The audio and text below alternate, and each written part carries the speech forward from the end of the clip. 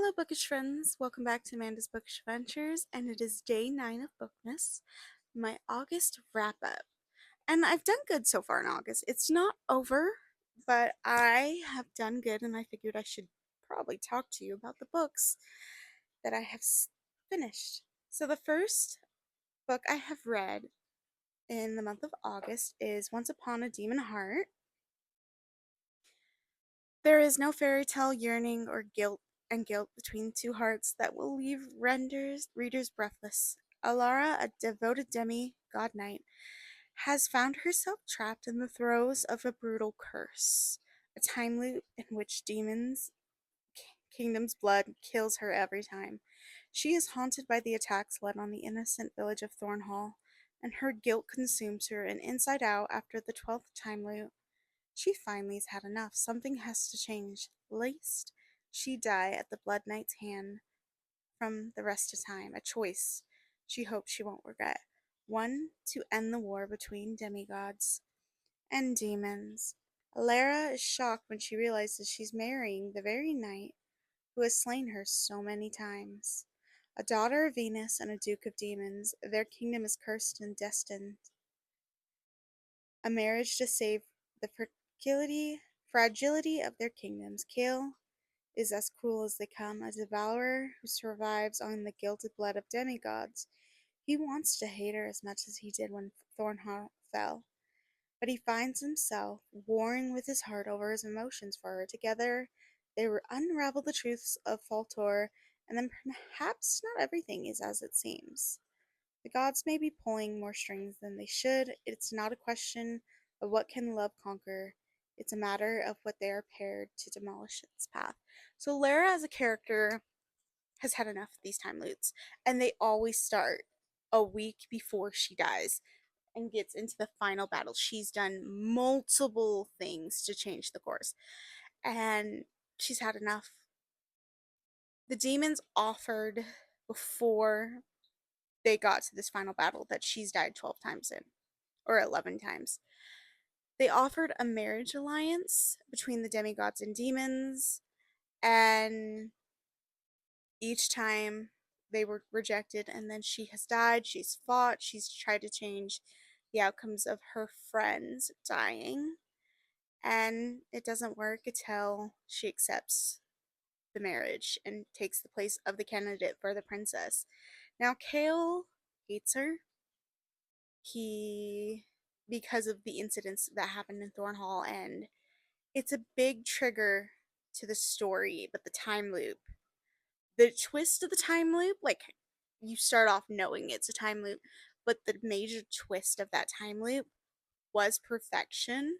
I ended up giving it 4 stars, and I pre-ordered the second book for Kindle because I want to read it when it releases, and I had such a good time with it that I'm sad book 2 is not out so I can find out what happens between them, because yes, it is an enemies to lovers romance, but like, it ended on such a cliffhanger that I loved it, and it was good. It did feature a lot of PTSD on both sides, but it was good, and it really, I recommend. It just wasn't good enough to be a 5 star for me, but most likely it's a 4.5. So then I read The Villainous Level 99. Oh, okay, the title's long. The Villainous may be the hidden boss, but I'm not the demon lord. So I read the manga version. I watched the anime first, read the manga version, and now I want to buy the light novels to get past the 4 volumes that have been released that coincide with the anime plot. I want to know what's going on, because the way it ended season 1 and even the manga, the manga's not as further along as the anime. I want to know what happens to the other characters. So I'll just read you the plot. The story revolves around Yamila Darquette, who, after dying in an accident, finds herself reincarnated in an Tomy game. RPG she played. In this life, she's labeled as the hidden villainess with dark hair, magic traits that are feared and revealed in her new society.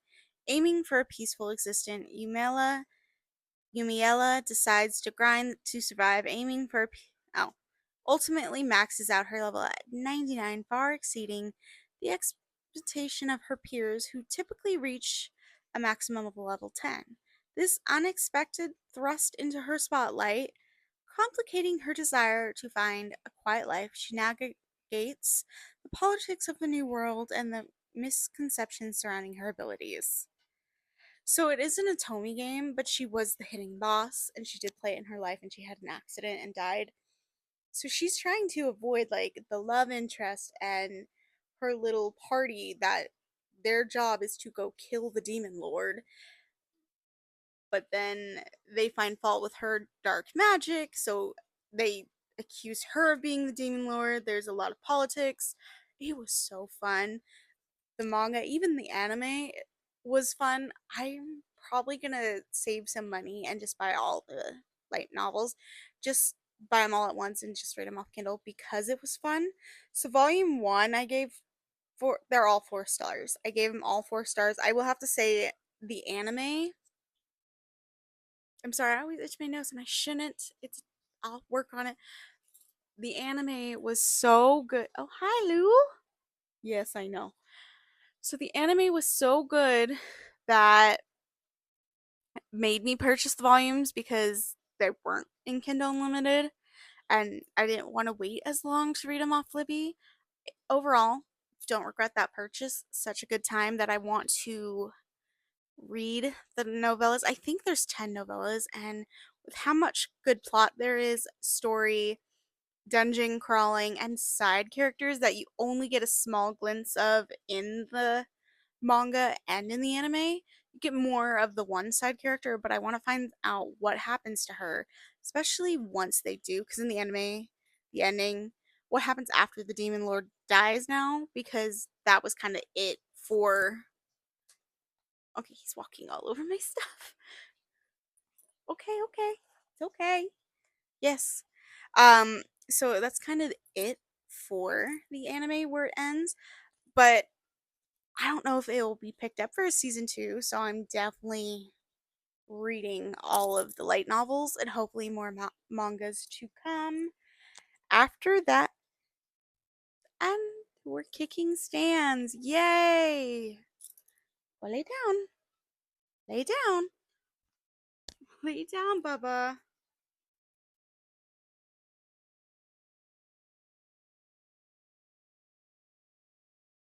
Alright, so the next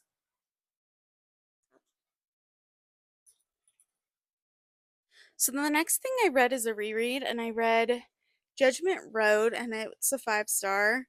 And there's very dark themes in this series that I've only reread 2, and I'm gonna slowly start my reread, finish the series to what current up. But I love Kristen Behan's writing, and I'm glad I reread it. It actually made me get more into reading because after I finished volume 4 of Villainous Level 99, I took a break. As the enforcer of Torpedo Inc. Motorcycle Club, Reaper lives for reading and fighting. I not reading. Reaper lives for writing and fighting. He's a stone cold killer who turns his wrath on those who deserves it. Feelings are a weakness he can't afford until a gorgeous bartender gets under his skin. Near Sea Haven, the small town of Casper has given Anya Rafferty a new lease on life. She's desperate to hold on to her job at the biker bar, even if the scariest member of the club seems to have it out for her. But Reaper's imposing presence and smoldering looks just ricochets up the heat. Anya's touch is everything Reaper doesn't want, and it brands him to the bone. But when secrets catch up to her, Reaper will have to choose between Anya and his club, his heart and his soul. So Reaper and the other members in this club, it's a connecting series, and it's 3 series that you should really read, or at least you need to read season the second series before you read this one, or at least the last book in the series, because that's how the spinoff of this series concluded. Reaper is the enforcer of the club. He protects Caesar, and his loyalty is to his club, to his siblings in that club, his family, his found family, to the point where Anya comes in. She's a girl on the run. She's hiding something from the club. They're paying her under the table, and she causes trouble. So it does cause a major confliction for the club and Anya. Anya knows nothing of a motorcycle club. She tries to respect their rules, and it's them figuring out how to have a relationship, especially with the Reaper's past and the other club members' past that I won't spoil. And I love them. Reaper, most of these men and women in this club are tormented souls. So to have a woman who tries to come in and understands every one of his issues, his triggers, his PTSD, and I love the plot. Like the subplots and how it kind of all connects. I just love this writing. It's not for everyone, but this series is definitely for me. So, book two, obviously, that was 5 stars, by the way. So, book two is about the vice president. So, it's Ice. That's not book two. I forgot to write one down. This is book three. Oh, it's Vengeance Road. I just clicked on the wrong tab, so I need to just go this one and go here. So, Vengeance Road is about the vice president of a club. Breezy Simmons was born in a ruthless motorcycle club, and now she's out. She's going never to be the girl again, but with her past catching up with her, Breezy must go to Sea Haven to seek out the man who almost destroyed her, the man who chose his club over her and left her feeling used and alone. As the vice club of Torpedo Inc. still is ride or die for the brothers he lives through hell with, he never thought finding something as pure as his feelings for Breezy, or that keeping her safe, would mean driving her away with cruel words that turned her love for him to ash. Now still won't let Breezy walk away twice. He'll do whatever it takes to make Breezy his woman again, especially when he learns the reason she came to him for help, and the stakes are higher than he can ever imagine. So, like I said, another traumatized man with triggers, and Ice is no, Ice is the third book. I will talk about that. Steel is very dominant, but they infiltrated a club, and that's how him and Breezy met before they had their own club. And for her protection, he was cruel to her, and he couldn't find her after that. He did not know where she went. He taught her very well how to hide. So she comes to the club with a problem, and it is second chance romance. And it is dark and brutal, and the plots kind of all align to like there's some hidden plots of a character I think is in books I haven't read yet, but they all connected. You have the brothers and the relationships, and it goes more on to who's closer to who, because you have Reaper, who is very, they're all close, but like Reaper and Savage protect the club president. Mestro and Keys protect Steel, and then we have their stories on the season and the relationships develop, and it's just a good time. And it was obviously 5 stars.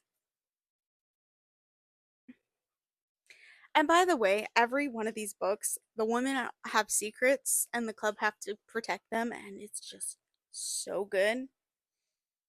Now, I read Vendetta Road, also another 5 stars, and this is about Ice, and he is a twin in the club and he has a sister in the club. So, Ice is on a club mission when he sees a woman who stops him dead in his tracks. Solely, the name is French, is sweet, sexy girl next door type. She's innocent, who should be nowhere near the rough and ready world of Torpedo Inc. Motorcycle Club. But Ice knows Zoe belongs with him, and he'll do whatever it takes to keep her. After a life of drifting from one thing to the next, Solie Buller is determined to take control of her life. When her breakup with her manipulative fiance turns ugly, Soleil searches out the stranger who offered her a lifeline and ends up in Las Vegas biker bar when she meets a gorgeous, dangerous man straight out of her most secret fantasies.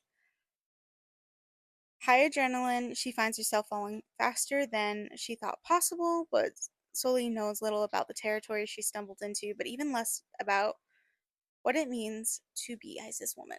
So Ice, because he has, let's see, that's better.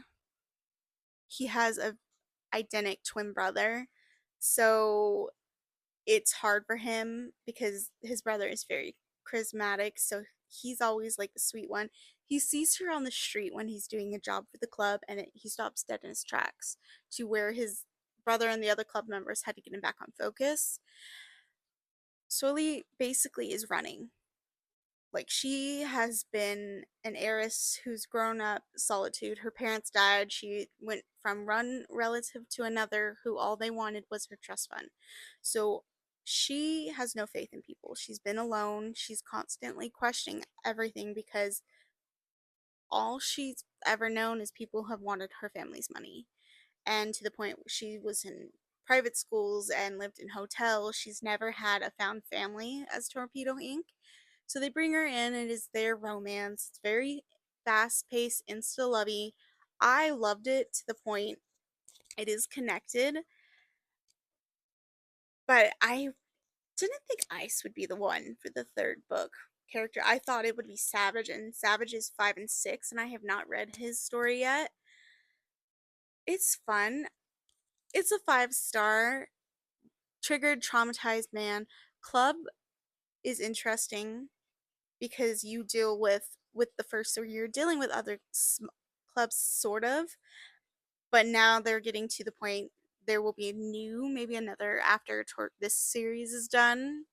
There's new charters that's opening up that there could be possible romances with other characters, and I'm excited to see how with the rest of the series how that will influence characters and the subplots of characters. I'm hoping the next book is one of the last book because I haven't read 9. I'm hoping volume 10 of the series is a character, one of the females in the club, because there are 2 voting member females who read books, and I want them to get their romance. At least we need one of them to get a book before, because the club is huge.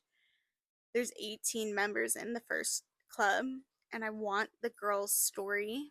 We have patches that have patched over at this point, but I want one of the girls to get their story. Like, I want to see the female biker and how like a male comes into that world as a voting member of the club will be very interesting. So the next thing I read was a novella, and it's Bred by the Minotaur by Lyon Riley. I will have to say there's only been a few of her novellas I've given a 5 star, but I like the Bread series by her because it's always like really short and it just picks up and it's really good. Hank has regretted the last time he saw Rapunzel, the woman who carried and gave birth to his first calf. He's never asked for her real name and he thought about her nonstop ever since. Then 6 years later, he gets his wish a do-over when he goes in and breed her a second time. Phoebe likes her job as a surrogate. Ever since she got too attached to her first client, she's learned to distance herself from work. That is until she's reunited with Hank when he tells her about their son Milo and breaks confidentiality to give her his name. Phoebe is tempted to look him up, but she has too many responsibilities and it risks too much heartache to get involved with Hank's family. When Phoebe, a freak fire, puts Hank and Phoebe on a real collision course, she can keep her distance from the single firefighter and their adorable son. Because it's a novella, I won't be speaking. Okay, Lou's just settling down. I won't be speaking a lot about it. 4 stars, and it was only 224. She had, because of the program for the creatures to find children because they've had trouble conceiving with other partners, they have this company and they go in, and if you've watched, I think I've talked about it into one of the few wrap ups before this, that they go in and they find someone compatible to carry their child. But they don't see him throughout the pregnancy. That is a part of the contract. They don't know the name of the woman that is selected.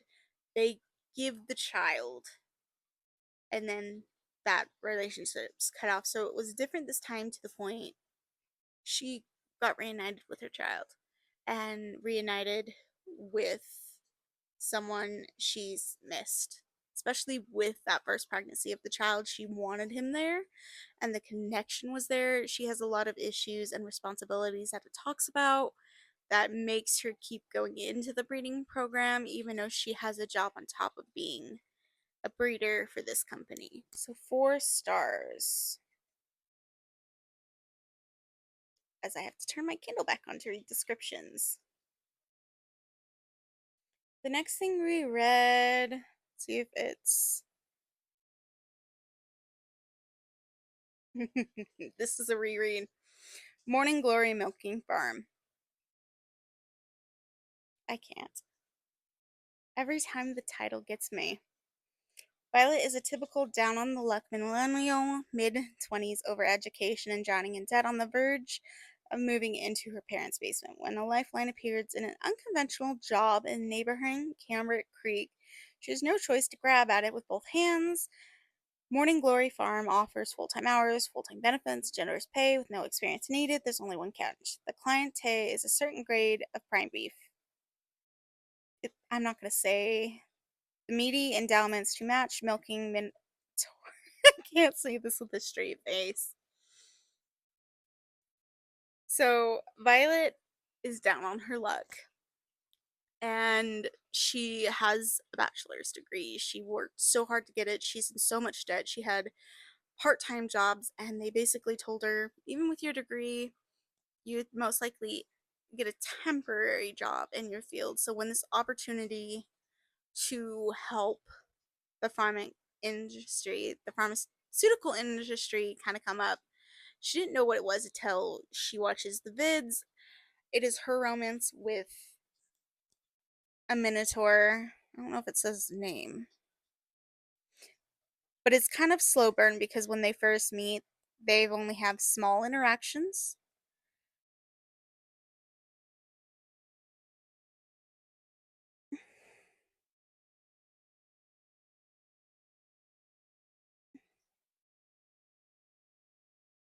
Just trying to see if it says his name because the description doesn't.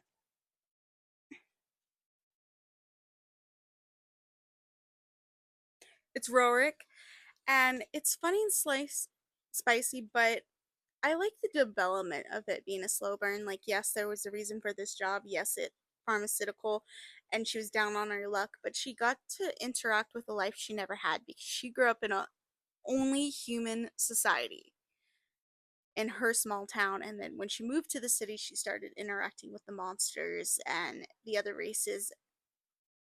And it was interesting because she never clocked it until she started working there. She started seeing goblins in the city and how their food for a goblin were on the lower shelves and how the prices for food went up. It was good and I enjoyed it, and it was spicy. That's all I'm gonna say.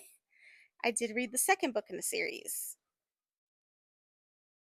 Except for I'm surprised I read this because moths creep me out. And I was like, well, I purchased it on a sale. I was only trying to buy the one I've read before about the whole series because I did this when I first woke up and had eye meds. Grace has a job she loves, a community she adores, and plenty of friends, but her lack of spicy actions have left the event planner. I'm just gonna skip this.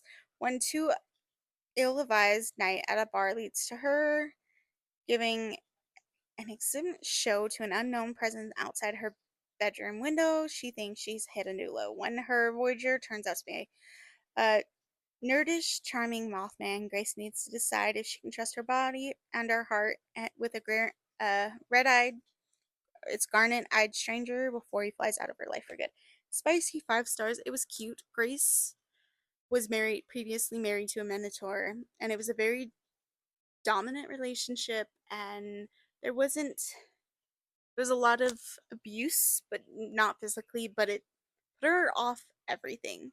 So at first, because when he comes in, he's only there as a temporary job for the science department, and it's kind of slowly building to trust and learn. And it was supposed to just be a fling. She wasn't supposed to get attached, and they fall in love, and it was overall a good time. I will have to say, this author gets very creative with her monster romances. What is his name? No, I just read this. I read more things since then, and I can't remember the male name.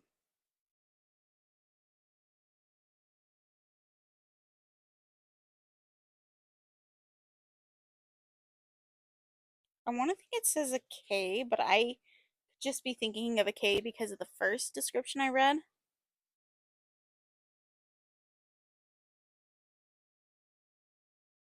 Alright, none of the things are saying his name. But I will have to say, after I read it, I was thinking to myself, I haven't seen a lot of moths this summer. After I read it, they all come out of the woodwork. I hate moths. That's why I was surprised I read this. And I was like, well, I purchased it. I'm going to read it. No. Book was overall good. The bug feature, like, because I read this, I, like, dreamt about bugs to the point of, like, being creeped out. And I did not want to sleep in my room anywhere. I would, like, check to see if there was bug, and there wasn't. So I knew I shouldn't have read it. It was a good book, but I should not have read it because I knew that phobia of bugs would kick in, and it did. And that's why I have not read the Spider series from Tiffany Roberts, even though I get recommended a lot. I can't. I probably will end up reading it one day, but I can't. The more I think about it, it just makes my skin crawl.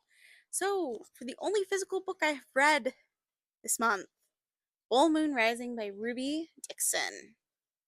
This was 5 stars. I am happy the next book gets published coming out next month, but I don't want to wait. I want in my hands now. As a holder's daughter, Aspeth Honoree knows the importance of magical artifacts, which is why it is a disaster that her father has gambled all theirs away.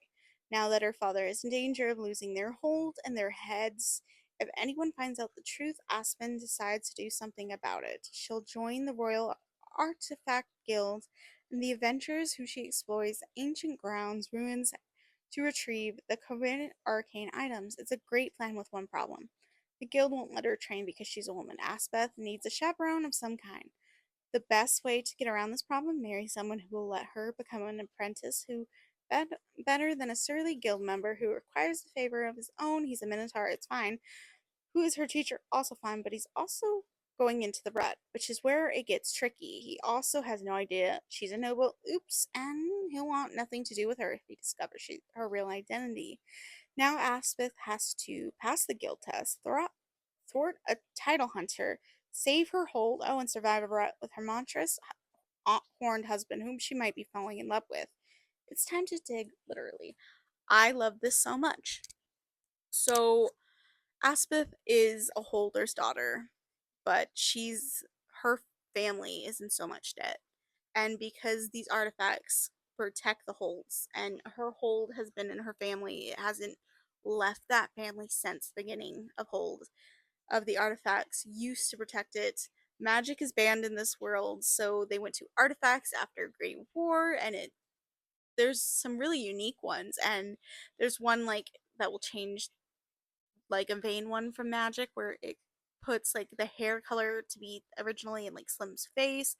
There's ones that have cannons that shoot off ricochet and like for war, and they're magical elements of a kingdom that's sunk down below, and they're in caves, and the guild are the only people who can, basically they're like archaeologists, like dig and find it, but they have prices. There's black markets, there's laws, and the guild don't let women in. There's one woman, Magpie, who she is her hero.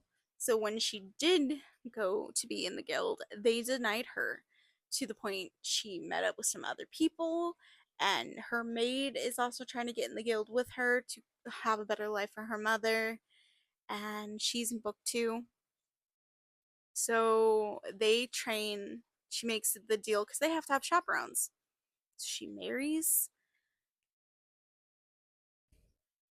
See, I'm really bad with the guys' names. You know, I just read it.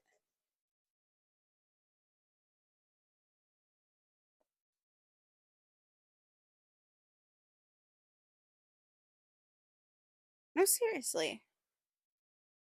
I just finished this the other day. It doesn't even say his name in the description.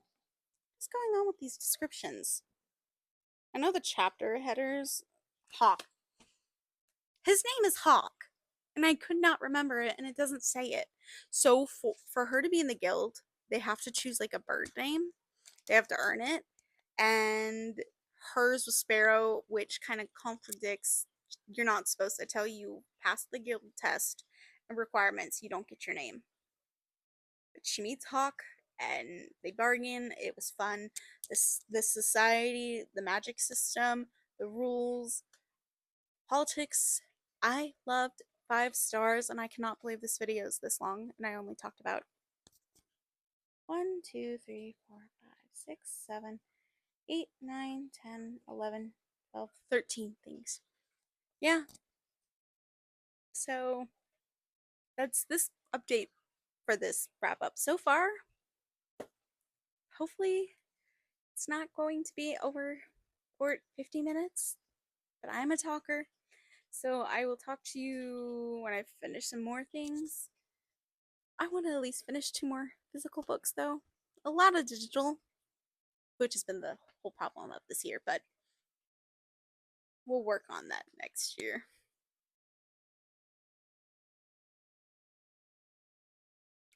Hello, bookish friends. I have my last update for this wrap up. I'm so sorry, it's hard to remember. I filmed so many videos.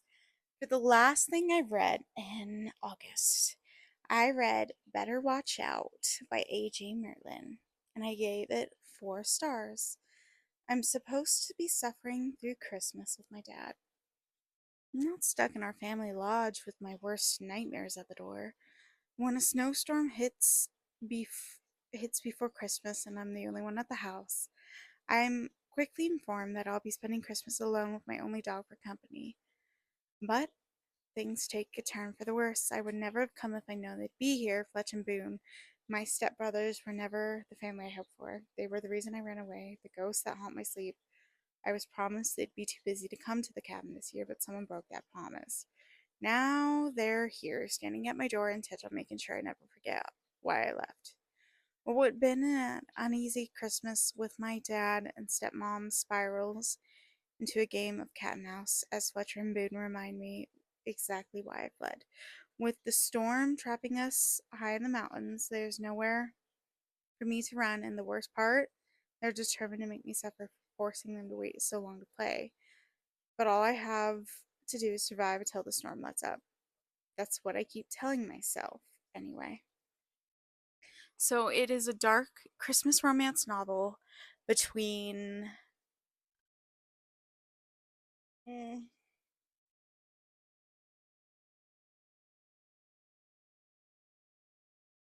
I do hate this because it's always been a while since I've reviewed it. So it's a dark romance novel. Let me see if it says her name somewhere.